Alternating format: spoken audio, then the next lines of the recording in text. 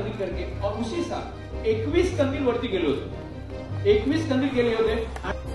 एवढी मोठी फिल्म झाली ती की खूप दिवस शूट झालं आणि लोक म्हणायचे काय आहे यार तो त्याचं प्रोडक्शन म्हणजे दिवस वाढले तर म्हणतात पैसे पण घ्या एक्स्ट्रा आणि एक्स्ट्रा हे द्या. पाण्याने आम्ही म्हणे आंघोळच करत होतो मिनरल वॉटरने. त्यांनी सगळ्यांना खुश ठेवलं.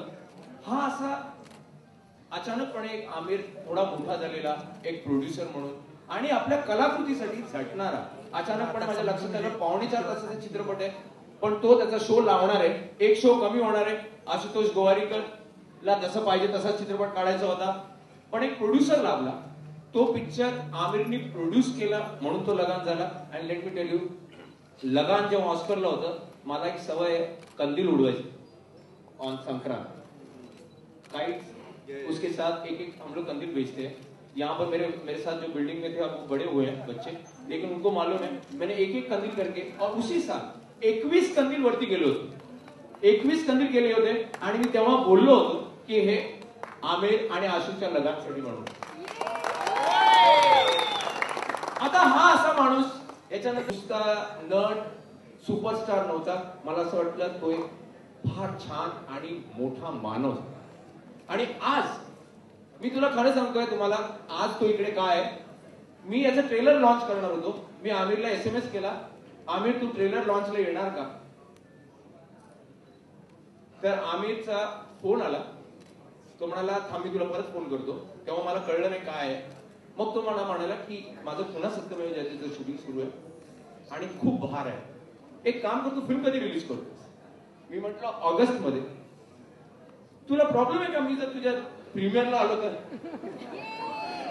ते मी म्हटलं आमिर प्रीमियरला येणार याचा मला का प्रॉब्लेम असावा.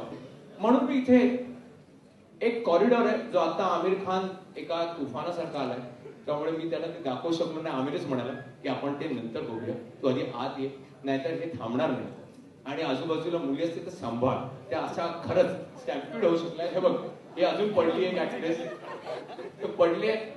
तर तो बाहेर एक कॉरिडॉर केलेला आहे आमिर मराठी फिल्म इंडस्ट्रीचा ज्या फिल्म्सनी माझ्यावरही एक इन्फ्लुएन्स केलेला आहे.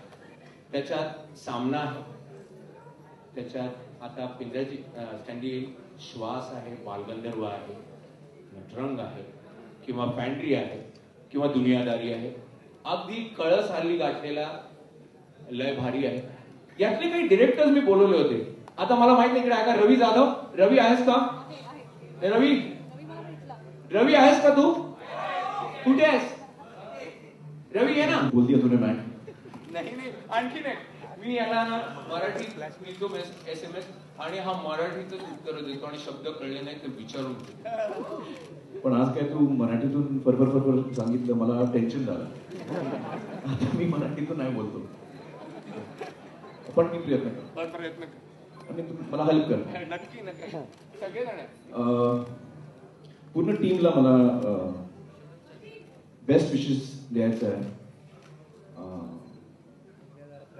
हे फिल्मच्या सॅटर्डे संडे फिल्मच्या रिलीज खूप खूप मुबारक सर्वांना. आणि मी ट्रेलर बघितलं खूप एंटरटेनिंग आहे आणि खूप फास्ट पेस्ड आहे आणि मला पण बघायचं आहे चित्रपट. आज मी नाही बघणार कारण मी सुपरस्टिशियस आहे. मी प्रीमियरवर कधी फिल्म नाही बघतो पण next few days I will watch the film. But I am really happy. मला खूप आनंद वाटलं की हे फिल्म मॅक डायरेक्ट केलं आणि मराठीतून बनवलं फर्स्ट फिल्म मराठी. तर all the very best Mac. Mac ने तो हमारी पूरी हिस्ट्री बता दी. अरे सॉरी यार मैं कुछ मेरे बारे में कुछ ज्यादा बोल दिया तूने यार. हम लोग फिल्म के बारे में मुझे याद आ गया. जो मुझे याद आ क्यूब का बोल गया तू. रूबिक्स क्यूब का बोल गया. अरे सॉरी तो वो बताते दो चीजों में. अच्छा चलो ना 2 चीजों में ये मुझे हराता था. बहुत It looks like a film that's been really well made and all of the actors are looking very good. I think you can